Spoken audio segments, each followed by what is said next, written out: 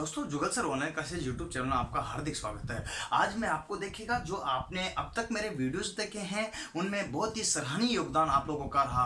उसे देखते हुए आप लोगों के मैंने कमेंट्स जो पढ़े हैं और उस कमेंट में सर्वाधिक जो चीज़ डिमांड की थी आपने वो चीज़ मैं आज लेकर के आया हूँ। प्रत्येक लड़कों में से देखिएगा हर 10 लड़के में से 5 लड़कों के कमेंट्स कम से कम ये थे कि सर हम कौन सी ट्रेड का चयन करें। ऑप्शन जो CBT2 जो फॉर्म भराए आ रहे हैं, अभी CBT2 के लिए जो फॉर्म अप्लाइड हो रहे हैं उसमें हमें ट्रेड कौन सी चेंज करना चाहिए, ये सबसे बड़ा क्वेश्चन आपके सामने था। और ये जो है बार बार आपके इस जो है ऑब्जेक्शन को देखते हुए बराबर मैंने आपको डाला था, ऑब्जेक्शन वाले में भी आपके ये आया, इससे पहले वीडियो दिया था उसमें भी ये आया था। तो बार बार कमेंट को देखते हुए मैंने ये वीडियो आपके लिए बना रहा हूँ। इसमें आपको ध्यान देना है कि मैं जो प्रमुख चीजों पर जिक्र करूंगा वो सबसे ज्यादा योगदान रहेगा। देखिएगा यहाँ पर बात कर रहे हैं अपन लोको पाइलट वाली भर्ती का और टेक्नीशियन भर्ती का। इनका आपको पता हो तो सबसे पहली कंडीशन है जो होगा CBT2 online form, CBT2 online form. इसके लिए जो डेट स्टार्ट हुई थी वो 22 तारीख से लेकर के कहां तक है, अपने 10 तारीख तक।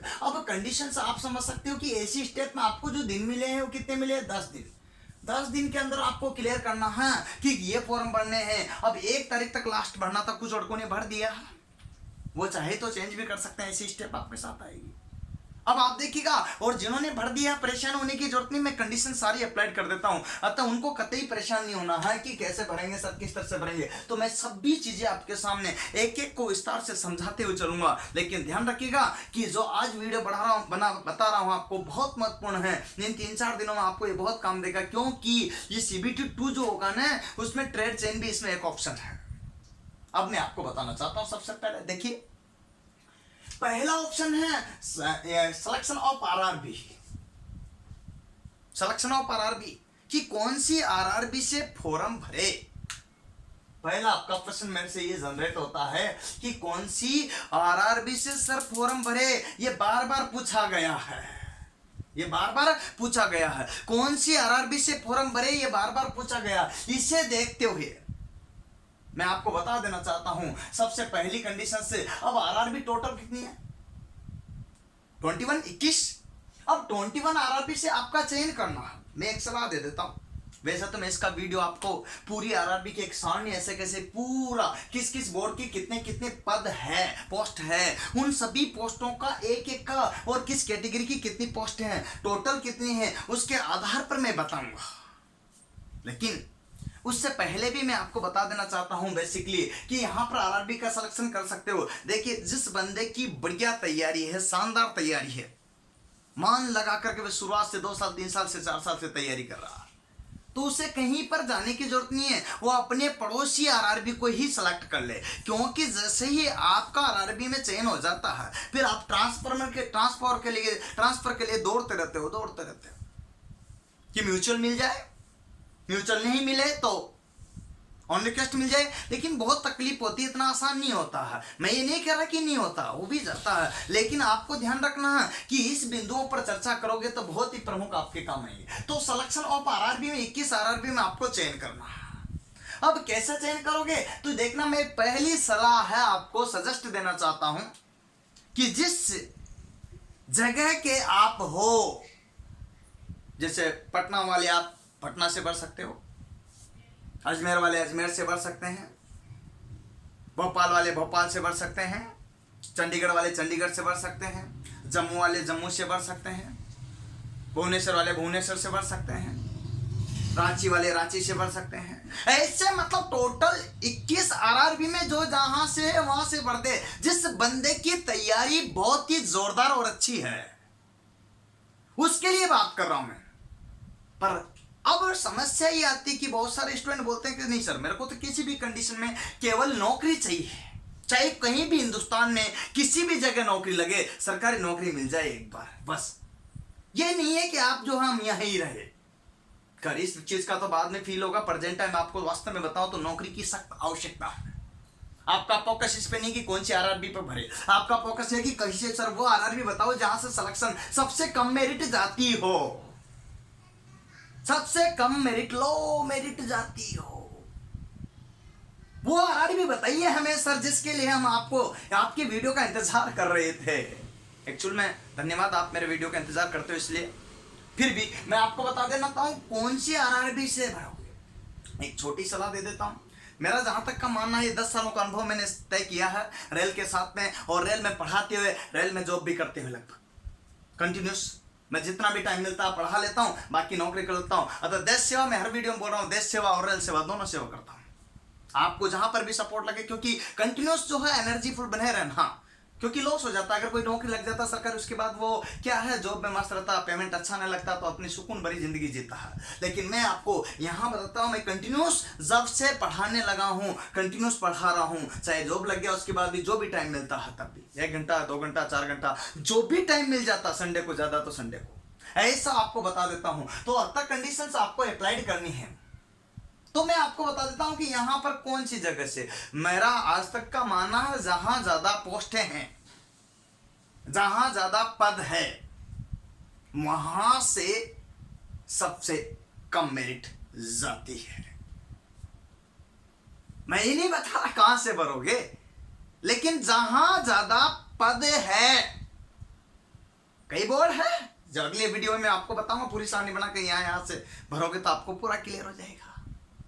जहां ज्यादा पद है उसी बोर्ड की मेरिट सबसे कम जाती है। यह कंडीशन 100% लागू नहीं होती है, लेकिन 90% कंडीशन ये लागू हो जाती है। आप कहोगे बाकी की, हो सकता है कुछ ऐसे बोर्ड हो जहां लोकोपाइट की तैयारी करने वाले स्टूडेंट ज्यादा हो, जैसे बिहार है, पटना में ज्यादा है, उत्तर प्रदेश है में भी ज्यादा है। ऐसे कई राज्य हैं जहां पर बहुत ज्यादा स्टडी करते हैं इसी फोकस पे। लेकिन कुछ राज्य जैसे गुजरात है, तो वहां पर फैक्ट्री एरिया है, इंडस्ट्रियल एरिया है, इस वजह से जो कैंडिडेट होते हैं वो जॉब में लगे रहते हैं आईटीआई डिप्लोमा डिग्री करने के बाद में। कई ऐसे फील्ड जैसे मुंबई एरिया है, यहाँ पोस्टें भी ज्यादा होती है, और यहाँ के जो भी कैंडिडेट रहते हैं डिप्लोमा डिग्री और आईटीआई वाले, वो सारे के सारे अधिकतर जॉब में रहते हैं। यहाँ इन्हें रोजगार की इतनी ज्यादा जरूरत पड़ती है, तो ये जैसे जॉब में लग जाते हैं, आप जानते हो जॉब में लगने के बाद पढ़ाई और जॉब के दोनों की नहीं बनती है, पढ़ाई और जॉब के दोनों की नहीं बनती है, बड़ी दिक्कत है। पैसे भी चाहिए, नौकरी भी चाहिए। अब तत्काल नौकरी तो आपको प्रायोरिटी मिल सकती है, गवर्नमेंट नौकरी के लिए तो आपको अथक प्रयास करना पड़ेगा, मेहनत करनी पड़ती है, तभी तो इसका मान सम्मान मिलता है, रेस्पेक्ट मिलता है, पैसे मिलता है, तब जाकर के। पर आपको बता देना चाहता हूं क्या, कि आपको अगर आपको नौकरी ही चाहिए तो ऐसे एरिया जहां पर नक्सली है, जैसे आसाम है, जम्मू है, ऐसे कई एरिया हैं जहां पर आपको क्या नक्सली बोलते हैं, और नक्सली एरिया में जो है आपके मेरिट अधिकतर केस में कम जाती है। या पहली स्टेप तो मैंने, जहां पर गैदरिंग ज्यादा है वहां मेरिट कम जाती है। दूसरी स्टेप मतलब पोस्टों की संख्या ज्यादा, वहां मेरिट जाती है। दूसरी स्टेप जहां नक्सली है, अर्थात जो कठिन है वहां की नौकरी स्ट्रगल भरी है, उस स्थान दुर्लभ स्थानों पर मेरिट ज्यादा न जाकर के कम जाती है। ये कंडीशंस है मेरिट की। कुछ ऐसी कंडीशंस होती है, कुछ नए बोर्ड बनते हैं, रेल आरआरबी बनाती है तो वहां भी मेरिट कम जाती है, कुछ नए स्टेशन बनते हैं तो वहां भी मेरिट कम जाती है। ऐसे स्टेशन से वो आपको सर्च मारना पड़ेगा, सबका लोकेशन में नहीं बता पाऊंगा, लेकिन आपको बताता हूं कुछ ऐसे जो नए बनते हैं जहां पर जो है भर्ती होती। कुछ ऐसे राज्य है जहां आईटीआई और डिप्लोमा बहुत कम करते हैं, इंस्टीट्यूट ही नहीं है, ये मैंने देखा सुना भी है ना, तो इंस्टीट्यूट है आईटीआई वाले ना डिप्लोमा वाले, तो लोग बाहर पढ़ने के लिए आते हैं बहुत कम संख्या में, तो दूसरी स्टडी करते हैं, न कि अपने टेक्निकल स्टडी पर कम ध्यान देते हैं। ऐसे राज्य में आप एंट्री करो, मेरिट कम जाएगी। ऐसे राज्य में आप एंट्री करो, मेरिट कम जाएगी, ये मेरा मानना है। मैं नहीं कह रहा कि ऐसा फेर ही हो, लेकिन 90% मेरा विश्वास है ऐसा, तो वहां से मेरिट कम जाएगी। अब ये चयन आपको करना है कि आपका कौन सा राज्य आपके लिए, कौन सा स्टेट आपके लिए बेहतर होगा। आप चाहते कि नहीं सर मैं तो नक्सली एरिया में क्यों जाऊं, मैं दुर्लभ स्थानों पे क्यों जाऊं, मैं घर परिवार को छोड़ करके दूर क्यों जाऊं, मैं तो अकेला हूं मेरे परिवार में, मेरे माँ बाप को छोड़ना नहीं चाहता, तो आप एक ही काम कीजिएगा, बढ़िया तैयारी कीजिएगा, अपने ही राज्य के बोर्ड से फॉर्म भर दीजिएगा, कहीं जाने की आवश्यकता नहीं, मत जाइएगा कहीं भी, नहीं जाना है कहीं भी, आप तो अपने ही राज्य में फॉर्म भर दो, बढ़िया तैयारी करो। अरे इससे ज्यादा वैकेंसी कभी नहीं है फ्यूचर में, अतः आपको कहीं दौड़ भाग करने की जरूरत ही नहीं है। आप थोड़ी भी तैयारी बढ़िया कर लोगे तो आपका इस वैकेंसी में चयन हो जाएगा आप ही के शहर से, फिर दूर तक लग जाओगे, फिर वहां से ट्रांसफर के पीछे दौड़ते रहोगे। अतः मेरी तो यही सलाह, जिसकी भी बढ़िया तैयारी अपने ही बोर्ड से फॉर्म भर दे और वहां से तैयारी में जुड़। जिसकी तैयारी नहीं है तो मैंने 2-3 कंडीशन बताई, तो उस आधार पर बोर्ड का चयन करे कि दुर्लभ जगह जाना है तो वहां मेरिट कम जाएगी, नक्सली एरिया तो वहां मेरिट कम जाएगी, इसके बाद में जहां वैकेंसी गैदरिंग में है ज्यादा है अधिक संख्या में वहां मेरिट कम जाएगी। दूसरी बात, तीसरी बात के बाद में चौथी और स्टेप बता दो, जहां पर इंडस्ट्रियल एरिया फैक्ट्री एरिया है वहां पर भी मेरिट ज्यादा जाएगी, या फैक्ट्री वाले बोर्डों पे जहां पर बहुत ज्यादा ही जो है क्या इंडस्ट्री जॉब मिल जाता, रोजगार मिल जाता, तो वहां के लोग नहीं पढ़ते। जहां पर अगली 5वीं स्टेप आपको बताता हूं, अगली 5वीं स्टेप जहां पर एक और कंडीशंस लागू होती है, जहां पर आईटीआई कॉलेज डिप्लोमा कॉलेज नहीं है, एजुकेशन का प्रभाव कम है, तो वहां पर भी मेरिट कम जाएगी। ऐसे स्थानों की बात कर रहा हूं। अतः ध्यान देना, हाँ एक एक चीज को क्लियर करना। तो मैं फोकस करना चाहता हूं आपके, उम्मीद करता हूं आरआरबी वाला चैप्टर आपको समझ में आया होगा और चयन कीजिएगा। वैसे आरआरबी पे मैं एक बार और जिक्र करना चाहूंगा, जैसे पूरा बोर्ड भर करके प्रत्येक आरआरबी को मैं यहाँ पर SC ST OBC general total ऐसे मेंशन कर बताऊंगा कि इसकी इतनी पोस्ट है, इस आधार पे इतनी जा सकती है, यहाँ रीजन भी लिखूंगा एक साइड में। अतः इस बेस पे ये 4-5 बिंदु 6 बिंदु में वापस आपको दोबारा से बताऊंगा। सेकंड स्टेप में मैं सेकंड वीडियो बनाऊंगा, इसके लिए इंतजार करना पड़ेगा, कोई ज्यादा नहीं, कल तक वो भी मिल जाएगा आपको ही नहीं, 1 तारीख नहीं निकलने दूंगा आपकी, क्योंकि अगर आपकी 1 तारीख निकल गई तो फिर मतलब भी नहीं रहा ना। 1 अक्टूबर के बाद तो आप फॉर्म ही अप्लाई नहीं कर सकते। तो CBT 2 के लिए अब दूसरा क्वेश्चन से एक और आपके सामने था कि सर CBT 2 के लिए कौन फॉर्म भरेगा।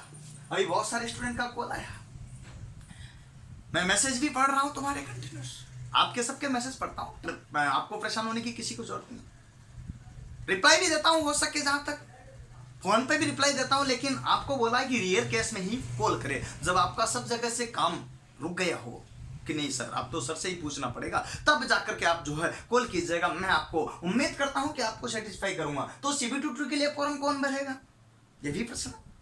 तो देखिएगा, जिसने CBT 1 के लिए अर्थात 47,000 स्टूडेंट ने लगभग CBT 1 के लिए फॉर्म अप्लाई किया था, वो भर सकते हैं। 46,000 लगभग ने क्या CBT 2 के लिए या 1 के लिए अप्लाइड किया था जब वैकेंसी निकली थी तब, तो वो ही CBT 2 के लिए फॉर्म भर सकते हैं। नया जो पास आउट होकर आया अब आया तो कुछ भी नहीं भर सकते। ध्यान रखना, वैकेंसी उन्हीं के लिए जिन्होंने CBT 1 के लिए भरा था, क्योंकि पेपर तो उन्हीं का हुआ ना CBT 1 का, CBT 2 वालों का भी कहां हो गया, क्योंकि वो तो हुआ ही नहीं। एक बात और जो समस्या आ रही है कि सर हम तो भर देंगे, लेकिन एक क्वेश्चन और बन रहा है जो लड़के पूछ रहे कि सर हमने CBT 1 का पेपर दिया नहीं, कोई कारणवश मैं नहीं दे पाया, CBT 1 का पेपर में कोई रीजन वंश नहीं दे पाया, तो उसका रीजन तो मैं जो है आरआरबी को बताया, या कोई भी वजह हो सकती है, फैमिली प्रॉब्लम हो सकती है, अन्य कोई अदर प्रॉब्लम्स हो सकती है, तो कोई अदर प्रॉब्लम की वजह से मैं नहीं दे पाया। अब क्या मैं CBT 2 के लिए फॉर्म भर सकता हूं? बिल्कुल नहीं भर सकते आप। केवल वही स्टूडेंट भर सकते जिन्होंने CBT 1 दिया है, अर्थात प्री एग्जाम दिया, वही स्टूडेंट लगभग 36,000 के लगभग है, सॉरी 36 लाख के लगभग, कितने हैं 36 लाख के लगभग। तो वो जो कंडीशंस है वही भर सकते हैं। एक क्वेश्चन मेरे सामने और लड़कों का आ रहा है, मैं देख रहा हूं उसमें लगातार, तो कमेंट्स जब पढ़ रहा हूं तो उसमें ध्यान दे रहा हूं कि सर क्या हमारे जो प्री की मेरिट है, किसकी प्री की जो मेरिट है, प्री की मेरिट के आधार पर ही कितनी मेरिट वाला CBT 2 को भर सकता है, ये कितनी मेरिट वाला नहीं भर सकता।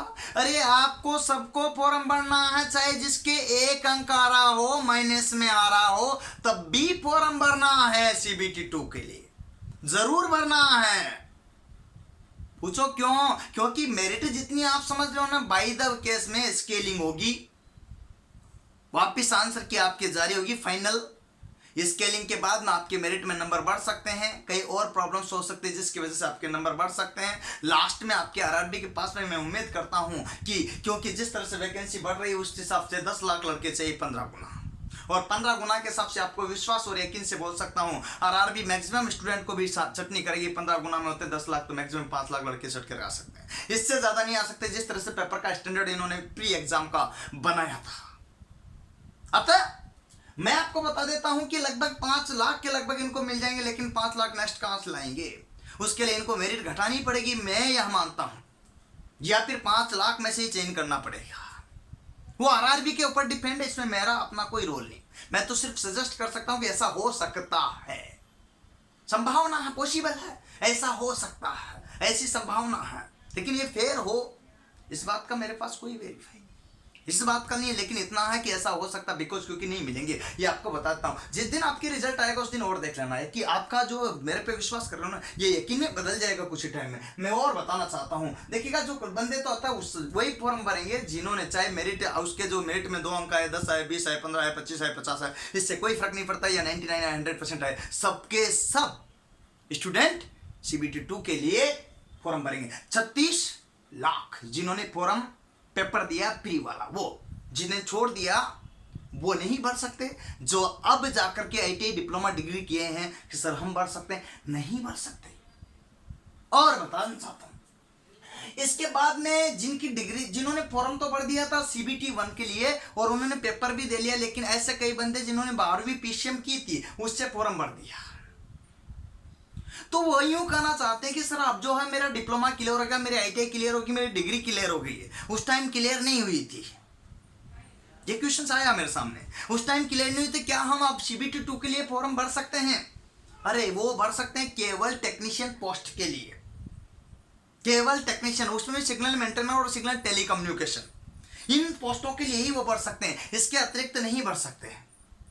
अब आप कहोगे साहब ऐसे में क्या कंडीशंस होगी, तो मैं आपको बताना चाहता हूं कि इसके लिए जो है वो फॉर्म तो भर देंगे, लेकिन वो आप नीचे कि हमारी जो ITI वाली, डिप्लोमा वाली, डिग्री वाली जो पोस्ट है उसको क्या उसमें लगा सकते हैं, सबमिट कर सकते हैं? नहीं, अब नहीं कर सकते, पहले कर सकते थे, अगर पहले जो डेट दी थी उसके अकॉर्डिंग। अतः आप नहीं कर सकते, फिर भी आप एक बार ट्राई जरूर कर लेना, अगर उसमें ऑप्शन आ रहा तो कर भी सकते हो, क्योंकि 1% केस ऐसा भी हो तो ऑप्शन दे दिया और बिना भी, तो हाल में आप ट्राई कर सकते हो, लेकिन ध्यान रखना अधिकतर केस में ये नहीं होगा। अच्छा बात बताता हूँ, यह वैकेंसी आपकी क्या रिवाइज वैकेंसी कीजिए, वैकेंसी आपकी बड़ी इंक्रीज हुई है, उसकी बताता हूँ कि शुरू में जब वैकेंसी निकली थी, शुरू में जब, ये मैं रिवाइज की बात कर रहा हूँ, वैकेंसी की जो इंक्रीज हुई है उसमें, शुरू में जब वैकेंसी निकली थी जनवरी में, तो आपको पता पद कितने थे? 26,500। तो और उनमें जब बाद में आपको पता, तो अगस्त में ये वैकेंसी आपके बढ़कर इंक्रीज होकर के कितनी हो गई थी? 60,000, लगभग कितनी बढ़ गई थी?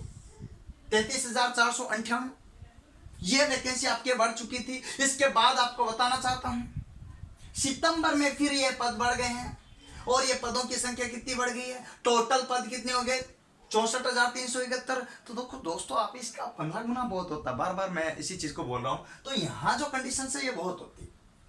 अब आपके पास अगला और चैप्टर आ जाता तो क्या था?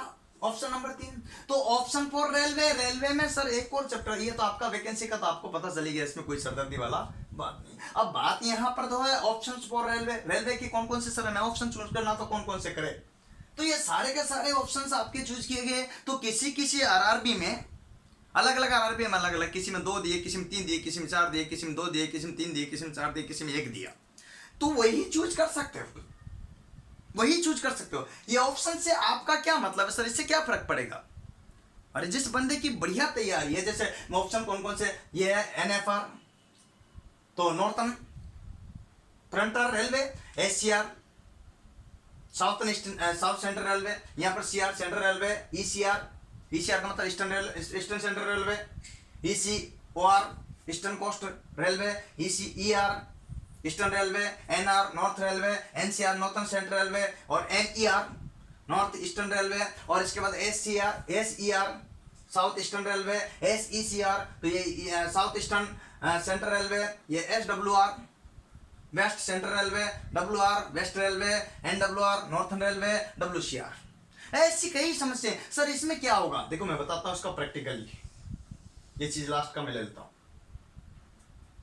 2012 की जब भर्ती निकली थी, लोकोपाइट की और इसमें एक इंजीनियर की भी निकली थी। मेरा साथ में ही लगभग 14-15 दिन के अंतराल में 2 पोस्टों पर चयन हुआ था। इससे पहले भी मेरा लोकोपाइट में हो गया था। लेकिन आपको बताता हूँ कि उससे पहले जब हुआ था तो यहाँ पर 2014 की भर्ती 12 की भर्ती में मेरे यहाँ पर हुआ था, तो मैंने क्या किया था, उसमें जब पोस्ट के लिए चयन किया था एज इंजीनियर, आपको बताता हूँ तो यहाँ WCR और इसमें 2 पोस्टों के लिए चयन हुआ था। तो मैंने गलती से जो है यहाँ पर पहला इसको क्लिक कर दिया था।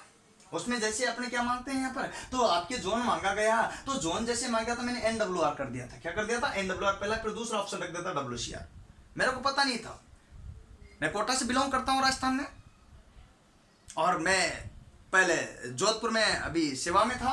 आपको परेशान होने की जरूरत नहीं। इसके बाद जैसे मैंने क्लियर कर दिया तो क्या हुआ कि मेरे अच्छी मेरिट बनी, मैं जनरल फाइट हुआ, और जनरल फाइट हुआ तो मेरे को जो मेरी चॉइस मिल जाती। इसका फायदा है कि आपको चॉइस मिल जाएगी। मान ली किसी ने अच्छी मेहनत कर रखी है तो वो अपने गांव पे ही रह सकता, घर पे रह सकता, तो उसके घर के पास में कौन सा रेलवे पड़ता है वो ही चूज करे, जिससे कि आपको अपना शहर पास में मिल सके, जिससे आपको म्यूचुअल ट्रांसफर या ट्रांसफर कराने की आवश्यकता न पड़े। ये चीज ध्यान रखना है। तो यहाँ पर NWR की बात करता हूं तो ये मैंने चूज किया, तो मेरे को जो है जोधपुर शहर मिल गया। पर ध्यान देना है कि NWR इतना बड़ा, अब NWR में WCR, अब WCR में दूसरा ऑप्शन भरा, जब मेरे अच्छी मेरिट रही तो मेरे को दूसरा ऑप्शन क्यों देंगे? काश अगर मैं यहाँ WCR भरता तो मैं पहले से ही कोटा होता, बाद में मेरे को ट्रांसफर की जरूरत नहीं पड़ती। ये चीजें होती है जो आपको लाइफ में, अरे छोटी छोटी चीजें हैं, मेजर है, बाद में काम आएगी। जब सिलेक्शन हो जाता उसके बाद अरे यार काश मैं ये वर्ड भर देता तो ये आता। जैसे मेरे साथ हुआ, 5 साल बिताए, 5 साल बिता दिए मैंने जोधपुर में, अब जाकर के ट्रांसफर हुआ। अतः दोस्तों यहाँ पर NWR और WCR की 2 कंडीशन होती है। अतः यहाँ दोनों कंडीशन ऐसे कैसे आपके इसमें भी 2-2, 3-3 ऑप्शन आपको मिलेंगे, और वो टोटली भर्ती आपके लिए है। परेशान होने की जरूरत नहीं, बस प्राथमिकता ही चयन करनी है आपको। पहले अगर अच्छी मेरिट रही थी इसमें मिलेगी, ये नहीं थी इसमें, इसका तीसरा अगर ऑप्शन दिया तो उसमें ऐसे मेरिट के आधार पर आपको चूज मिलेगा, मन से नहीं। इसके बाद अगला ऑप्शन आता है ऑप्शन फॉर यूनिट में आपको जो है अलग अलग दी गई है। एक डिपार्टमेंट भी आता है, तो डिपार्टमेंट का आप मैकेनिकल, इलेक्ट्रिकल अलग अलग डिपार्टमेंट दिए, वो चूज कर लेना जो भी आपको पसंद हो। लेकिन यहाँ पर यूनिट वाला ऑप्शन आपके लिए है। इकाइयां, तो भारत सरकार की बहुत सारी इकाइयां जिसमें उत्पादन होता है, जिसमें क्या होता है, मेंटेनेंस होता है, ऐसी कई इकाइयां। तो यहां पर देखिए, जैसे मैंने कुछ इकाइयों के नाम लिख दिए यहाँ पर, DLW diesel locomotive workshop, CLW Chittaranjan locomotive workshop, और यहाँ पर DMW diesel locomotive modernisation workshop, ICF integrated coach factory Perambur Chennai. Metro, अब मेट्रो का आपको ये कोलकाता वाली जो मेट्रो नहीं, ये रेलवे के अंदर ही, ध्यान रखना, इसमें कंफ्यूज मत होना इस मेट्रो को लेकर, ठीक है, आपको क्लियर कर देता है ना। MCF मॉडर्नाइजेशन या मॉडर्न कोच फैक्ट्री, ये आपके यहाँ पर जहाँ पर है ना, रायबरेली यूपी में। अच्छा, इसके बाद RCF rail coach factory Kapurthala Punjab में है, और यहाँ पर RWF रेल व्हील फैक्ट्री। इसके बाद में RDSO research design standard organisation. ये सारी की सारी इकाइयां हैं जिसमें से आप चूज करोगे तो आपको यहां मिल जाएगी। और मैं एक सलाह देना चाहता हूं, आप जब भी डिपार्टमेंट चयन करने के बाद आपको मौका मिले तो उसमें ध्यान रखना कि इसमें केरीज दिया गया है। सबसे ध्यान रखना, केरीज क्या लिख रहा हूं मैं, केरीज। और केरीज की बात करता हूं तो यहां जो है आपके केरीज की कंडीशंस आ जाएगी, और केरीज दिया या वेगन दिया है, या इन फैक्ट्रियों के नाम या इन इकाइयों के नाम दिए गए, तो सबसे पहले इनको चयन कीजिएगा, क्योंकि ये सुकून वाली रिस्टेबल नौकरी होती है, सबसे बेहतर नौकरी होती है। ये खास तौर से टेक्नीशियन पोस्टों के लिए ज़्यादा होती है। आपको बता देना चाहता हूँ, ये ज़्यादातर यूज किसके लिए, जिन्होंने ITI कर रखा है उनके लिए ज़्यादा आती है, टेक्नीशियन पोस्टों के लिए जो ज़्यादा आती है। तो ये कैरिज और वैगन में जो है, अर्थात यहाँ पर ये सुकून भरी और अपने घर परिवार को पर्याप्त टाइम दे सकते हो 8 घंटे नौकरी करने के बाद। बाकी लोकोपाइट में आप भरोगे तो आपको जो है पेमेंट तो अच्छा मिल जाएगा, पैसे अच्छे कमा सकते हो, क्योंकि उसमें night allowance, kilometres, over time और पेमेंट और अदर कई चीज़ें मिलती है, एक्स्ट्रा पेमेंट भी। बिकॉज क्योंकि अगर वो स्ट्रगल भरी जगह लगा हुआ है जहाँ पर मतलब संघर्ष है ज़्यादा, तो ऐसी जगह पर उनको एक्स्ट्रा पेमेंट भी मिलता है, नाइट अलाउंस मिलता है, कई चीज़ों से बन करके इस तरह से उनका पेमेंट तैयार होता है। तो इसलिए उनका पेमेंट सबसे अच्छा पहुंच जाता है। एक लोकोपाइट आराम से अच्छी और 2-4 साल में अच्छा अगर मेहनत करता है तो कमाना चाहता तो लाख रुपए कमा सकता महीने के, हाँ 1 लाख कमा सकता, कोई बड़ी बात नहीं है। बात ध्यान देना है कि ये उनके लिए जो मेहनत करते हैं, अब आपको चाहिए कि नहीं, पर वो ये की प्रॉब्लम है कि वो अपने घर परिवार व फैमिली को कम टाइम दे पाते हैं। इसलिए आपको चूज करना है कि आप फैमिली को ज्यादा टाइम देना चाहते हैं या फिर पैसे ज्यादा कमाना चाहते हैं। दोनों स्टेप में आपको कवर करना होगा। दोस्तों मैं एक एक चीज का यहां तक बताते हुए आगे बढ़ा हूं, उम्मीद करता हूं आपको समझ में आ रहा होगा। अब मेहनत तो आपको ही करनी पड़ेगी, मेहनत तो आपको ही करनी पड़ेगी। मैं आपको समझा सकता हूँ, एक्सप्लेन कर सकता हूँ, एक एक चीज को विस्तार से बता सकता हूँ। अतः सबसे महत्वपूर्ण जो जिन बिंदुओं पर मैं चर्चा कर रहा हूँ आज, वो आप ध्यान से सुनते जाएगा। एक एक चीज का मैं क्लियर बता रहा हूँ, एक एक चीज का मैं क्लियर बता रहा हूँ। तो यहाँ पर देखिएगा, यहाँ पर अगला आता है सिलेक्शन ऑफ एग्जाम ट्रेड, या फिर क्या आता पोस्ट। तो ट्रेड का कौन सा चयन करोगे, इसके लिए भी आपको बताना पड़ेगा। तो ऐसी कंडीशंस आपके साथ होगी, ट्रेड में कौन सी ट्रेड चयन करोगे इसके लिए मैं आपको बता देना चाहता हूं। तो selection of trade exam trade कौन सी। अब यहां पर ट्रेड में देखिएगा कौन सी करोगे। यहां जो कंडीशन आईटीआई व एनएससी मतलब क्या होता है, national trade apprentice certificate. Apprentice वाले व आईटीआई वालों के लिए पर्टिकुलर ट्रेड ओनली लिखा है यहाँ, मतलब कोई सरदर्दी नहीं करना है कि सर हमको और सी ट्रेड का चयन करना है। जिस ट्रेड में उन्होंने आईटीआई या अप्रेंटिस की है उसी ट्रेड का चयन करना पड़ेगा, मजबूरी है आपकी, कोई और दूसरा ऑप्शन नहीं है। बस फिटर वाला फिटर का, डीजल वाला डीजल का, इलेक्ट्रिकल वाला इलेक्ट्रिकल, इलेक्ट्रॉनिक्स वाला इलेक्ट्रॉनिक का, आपकी जो भी दिया गया है, टर्नर वाला टर्नर का, मशीनिस्ट वाला मशीन का, टर्नर वाला, आपकी जो भी दिया गया, डीजल वाला डीजल का, है ना, ऑटोमोबाइल वाला, जो भी ट्रेड दिया गया है उसी का ही आपको ऑप्शन से भरना पड़ेगा। पर्टिकुलर ट्रेड ओनली, आपके जो ट्रेड दी गई आप चेंज नहीं कर सकते, ये ऑप्शंस आपके पास नहीं है ना। आपको देखो मैं बता रहा हूं, कोशिश आपको ही करनी पड़ेगी। कोशिश कर तू हल निकलेगा, आज नहीं तो कल निकलेगा।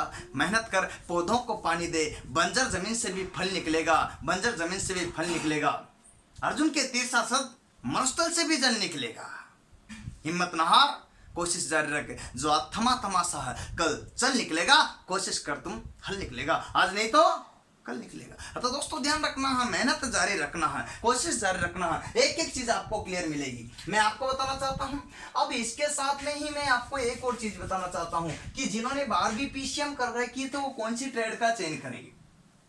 मैं इनको सलाह देता हूं कि इलेक्ट्रिशियन कर लो, बहुत अच्छी ट्रेड है, समझ में आ जाएगी। आप मेरे से ऑनलाइन पढ़ सकते हो, ऑनलाइन पढ़ सकते हो, अतः कोई भी दिक्कत आपको नहीं आएगी। तो ऑनलाइन भी पढ़ सकते हो, आपकी वायरमैन सेम ही है, लगभग 19-20 अंतर है इसमें केवल, और इसमें दोनों में केवल वाइंडिंग का अंतर है, बाकी तो सब सेम ही है। अतः कोई भी, मैं तो आपको सलाह इलेक्ट्रिशियन का देता हूँ। इसके बाद आप चाहिए तो नेक्स्ट इलेक्ट्रॉनिक्स भी, अब किसी बंदे की इलेक्ट्रॉनिक्स बढ़िया मजबूत है 12वीं पीसीएम में तो वो इलेक्ट्रॉनिक्स को चयन करे। पर मैं जहां तक मानता हूं जिसने पीसीएम कर रखी उनके एक इलेक्ट्रिकल का, इलेक्ट्रिशियन की पूरी एक बुक होती है 11th-12th में, ध्यान हो तो वो, इसलिए मैं मानता हूं कि उनकी भी इलेक्ट्रिशियन ज्यादा बेहतर होगी। इसलिए आप इलेक्ट्रिशियन का ही चयन करें, चूज करें तो कौन सी करोगे, इलेक्ट्रिशियन। मैं 12वीं पीसीएम वालों बच्चों के लिए बता रहा हूं, ये क्वेश्चन अक्सर पूछे गए, सर 12वीं पीसीएम वाले बच्चे क्या करेंगे, तो आप ट्रेड इलेक्ट्रिशियन का ही चयन करें।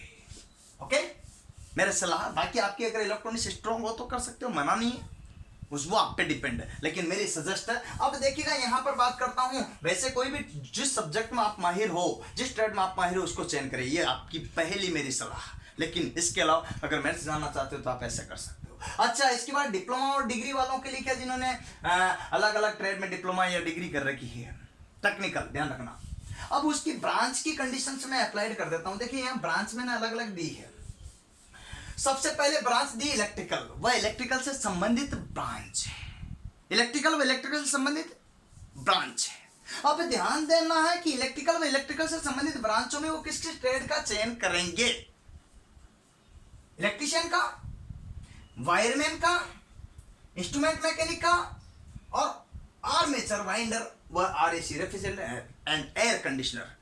ये इन ट्रेडों में से किसी 5-6 ट्रेडें लिखी है, इनमें से किसी का भी चयन कर सकते हैं। लेकिन मैं आपको यहां पर भी यही सलाह देना चाहता हूं कि आप इलेक्ट्रिशियन का चयन कर लो। इसमें आपको दिक्कतें आएगी। दूसरी बात है कि इन सभी ट्रेडों को मैं पढ़ाऊंगा, चिंता वाली कोई बात नहीं। किसी का आरएसी बढ़िया तो उसको भी कर सकते हो, मना नहीं। लेकिन ये आर्मेचर वाइंडर और इंस्ट्रूमेंट, ये काफी तो लगभग, ये दोनों तो लगभग इक्वल ही है, मैंने बताया ना, कुछ ही अंतर इनमें। अतः आप जो सबसे बढ़िया जो ट्रेड है, क्योंकि आपके भी अधिकतर जो आप पीसीएम रही है या डिप्लोमा और डिग्री में फर्स्ट ईयर में जो पढ़ते हैं, तो इसमें भी काफी सारे इलेक्ट्रिशियन आ जाती है। अतः इसी का चयन करें, यह मेरी सलाह है, क्योंकि फर्स्ट ईयर सभी पढ़ते हैं अधिकतर, या फिर नहीं पढ़ते तो 12वीं पीसीएम वाले रहते हैं। जैसे डिप्लोमा वाले एंट्री कर जाते हैं सीधा दूसरे ईयर में, तो वो 12वीं पीसीएम वाले थे। तो पीसीएम वालों को तो मैं ऑलरेडी सलाह दिया इलेक्ट्रिशियन के लिए। तो ये है आपको चयन करने वाली इलेक्ट्रिशियन ट्रेड, कौन सी, इलेक्ट्रिशियन ट्रेड। अच्छा, इसके बाद एक और बात बताना चाहता हूं मैं। अब क्या आता है आपके इलेक्ट्रॉनिक्स ट्रेड, इलेक्ट्रॉनिक्स व उससे संबंधित सारी ट्रेडें जिनका मैं बात कर रहा हूं, इलेक्ट्रॉनिक्स व उससे संबंधित सारी ट्रेडें जिससे रिलेटेड मैं बात कर रहा हूं, तो उसमें क्या क्या चेंज कर सकते हैं। पहली स्टेप देखो, इलेक्ट्रॉनिक्स, मैकेनिक और मैकेनिक रेडियो एंड टीवी। देखो अगर किसी की रेडियो एंड टीवी ज्यादा हो, इन दोनों में कोई खास अंतर नहीं है, इसमें रेडियो और टीवी और एक्स्ट्रा आ जाएगा, बाकी चीज तो सेम ही है। अतः आप चाहे तो मैं आपको सलाह देता हूं, मेरी तरफ से अगर सलाह मानना चाहते हैं इलेक्ट्रॉनिक्स से मैकेनिक मतलब इलेक्ट्रॉनिक्स ट्रेड का चयन करें, ये मैं आपको सलाह देना। आप चाहे कि नहीं साहब हम तो मैकेनिक रेडियो, तो आपकी अगर स्ट्रॉन्ग है तो मना नहीं है, लेकिन रेडियो टीवी आपके एक्स्ट्रा जाए, बाकी चीजें कॉमन रहेगी। अतः आप जो है यहाँ पर इलेक्ट्रॉनिक्स वाले इलेक्ट्रॉनिक्स का चयन करें तो बेहतर होगा, मेरा सजेस्ट है। बाकी आपकी मर्जी है, अगर आपका ये स्ट्रॉन्ग है तो इसको भी चयन कर सकते हो।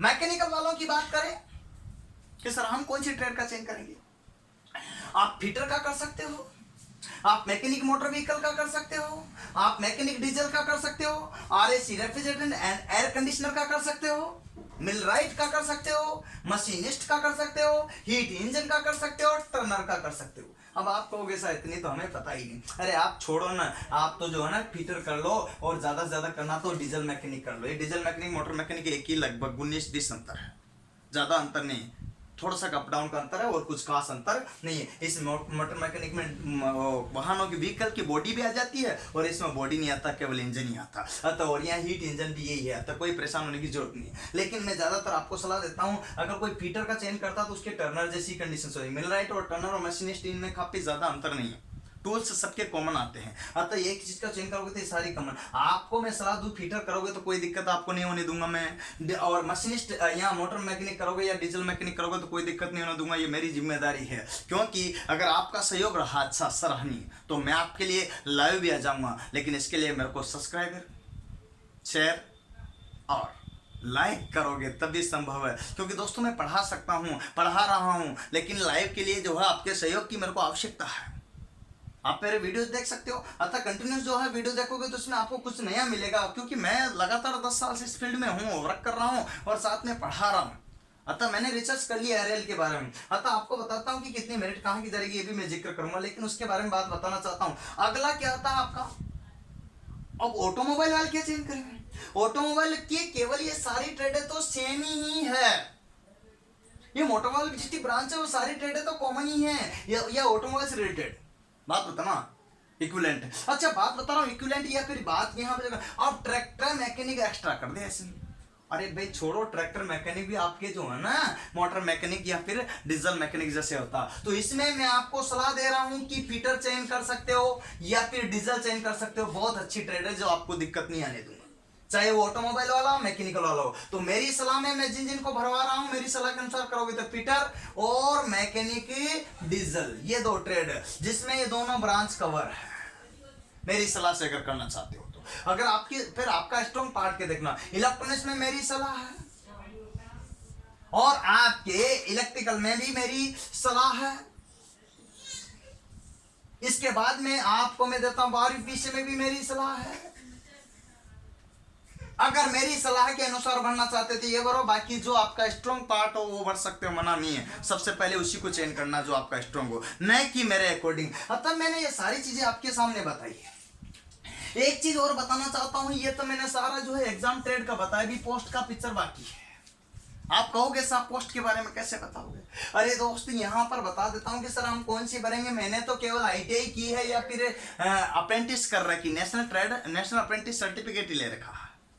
तो यहाँ पर दोनों कंडीशन वालों को ध्यान रखना है कि वो लोको पायलट के लिए व टेक्नीशियन दोनों के लिए पोस्टों का चयन करेंगे, और उसके लिए ऐसे ऑप्शंस मिलेंगे दोस्तों। तो आपको जो है ना 1 2 3 4 आपकी कैटेगरी संख्या लिख देना, उसमें कोटि संख्या भरोगे। जैसे मान लीजिए लोको पायलट का 01 आ गया, मैकेनिकल वालों का 02 आ गया, ऐसे लोको पायलट का भी यहाँ पे देखिएगा। यहाँ पर टेक्नीशियन का मान लीजिए 37 दिया, 35 दिया, अलग अलग हो सकता है ये अकॉर्डिंग आपकी ट्रेड के अनुसार। ये कोटि संख्या आप चयन करोगे। अच्छा आपकी मेरिट बढ़िया रही तो ये आ जाएगा नंबर, इससे कम रही तो ये, इससे कम रही तो ये, इससे कम रही तो। अब मेरिट के ऊपर डिपेंड है कि आपका जो है किस में नंबर आएगा। आप चाहते हो नहीं साहब मैं तो लोको पायलट बनना ही नहीं, टेक्नीशियन पहले बनना, तो आप ये 37-35 वाला मतलब जो टेक्नीशियन पोस्ट है वो पहले आवेदन कर देना। तो आपको पहले पोस्ट वो मिल जाएगी। ये प्रेफरेंस बोलते हैं, इसको प्रायोरिटी बोलते हैं। तो यह है आपका जो है बढ़ने का क्रम, इसके हिसाब से मेरिट के हिसाब से आपको प्राथमिकता ही मिलेगी। तो आप यहाँ पर जो भी चीज का भरोगे तो क्लियर हो जाएगा। तो ये है आपकी 1 और 2 और यहाँ 3 और 4 5 तक बढ़ सकते हो। अधिकतम जो भी आपकी क्वालिफिकेशन है आईटीआई वालों के लिए, तो आईटीआई वालों को 2 ऑप्शन मिले, एक तो टेक्नीशियन का और एक लोकोपाइट का। अब 12वीं पीसीएम वालों को ओनली एक ही ऑप्शन मिला, वो है टेक्नीशियन वाला। कौन सा? उसमें भी 2 ट्रेड है आपके, एक 2 चीज है आपके, एक तो सिग्नल मेंटेन, एक सिग्नल टेलीकम्युनिकेशन। ये है आपके मोस्टली जो है, तो वो आप चयन करोगे उसमें, तो यहाँ 1 और 2 ऑप्शन भर देना। टेलीकम्युनिकेशन वाला भर देना पहला, जिसमें थोड़ा रिलीफ रहता है, और मेंटेनर वाला थोड़ा टफ रहता है, तो वो दूसरे ऑप्शन भर देना। ये मेरी सलाह है, बाकी आपकी मर्जी। ठीक है, टेलीकॉम मतलब संचार होता है। अच्छा, बात बताने चाहता हूँ नेक्स्ट कंडीशन में आपके यहाँ पर जो कंडीशन है, अब डिप्लोमा और डिग्री वाले क्या भरेंगे? केवल वो लोकोपाइट के लिए ही भर सकते हैं, असिस्टेंट लोकोपाइट के लिए। उनको और एक्स्ट्रा दिमाग लगाने की जरूरत नहीं है। हाँ है, अगर उन्होंने 12वीं पीसीएम भी कर रही तो वो भी दोनों के लिए योग्य है, लोकोपाइट और टेक्नीशियन दोनों के लिए ही योग्य है। पीसीएम और यहाँ पर जो अगर 12वीं पीसीएम भी कर रही, डिप्लोमा भी कर रखा, पीसीएम भी कर रही, तो दोनों के लिए है। तो वो दोनों ही करोगे, पहले लोको दे दोगे या पहले टेक्नीशियन दे दोगे, वो आपके प्राथमिकता के ऊपर आपको कौन सी नौकरी करनी। सुकून भरी करनी है तो टेक्नीशियन को पहले देना, और आपको पैसे कमाने वाली देना तो लोकोपाइट को देना। वो डिपेंड है कि आप क्या करना चाहते हो। अलग अलग का अलग अलग सिद्धांत होता है, वो कंडीशन आप फॉलो करोगे। अच्छा, डिग्री वालों की भी सेम यही कंडीशन आएगी। डिग्री वाले अधिकतर 12वीं पीसीएम भी होते हैं, ये ध्यान रखना। लेकिन कोई डिप्लोमा के बात करता तो फिर उसकी कंडीशन अलग होती। तो यहाँ पर जो है दोनों कंडीशन हो। अब केवल डिप्लोमा कर रहा था तो वो केवल लोको ही भर सकता, केवल डिग्री कर रखी है तो वो क्या भर सकता, केवल यहाँ पर जो है क्या भर सकता, लोको ही भर सकता। अब डिग्री वालों में देखते जैसे डिप्लोमा के बाद डिग्री करता, तो ऐसी कई कंडीशंस आती उसमें, तो आप देख लेना। ये है आपका चयन का, जिससे मैंने सारा आपको बताया। दोस्तों, आज मैं जो वीडियो बताया उसमें लगता है कि आप जो है सेटिस्फाई होंगे। उम्मीद करता हूं कि आगे भी मैं ऐसे वीडियो देता रहूंगा। लेकिन देखिएगा, इससे पहले आपने जो मेरे वीडियो देख लेना, अगर किसी को भी कंफ्यूज हो तो आप मेरिट वाला वीडियो, और इससे पहले जो मेरिट के अलावा भी मैंने आपको क्या बनाए 2-3 वीडियो अलग अलग बनाए हुए हैं। जो मेरिट का देखोगे, इसके बाद मैंने आंसर की का भी बनाया, आंसर की के अलावा एक और वीडियो बनाया है जो आज आपको डाला है। क्या बोला कि स्टूडेंट की अलग अलग प्रॉब्लम थी, वो 23 प्रॉब्लम उसमें शेयर की। तो आपको ध्यान रखना है कि एक साइड में जो आते हो, राइट साइड में आई का बटन, उसको दबा करके आप नेक्स्ट वीडियो को भी देख सकते हो।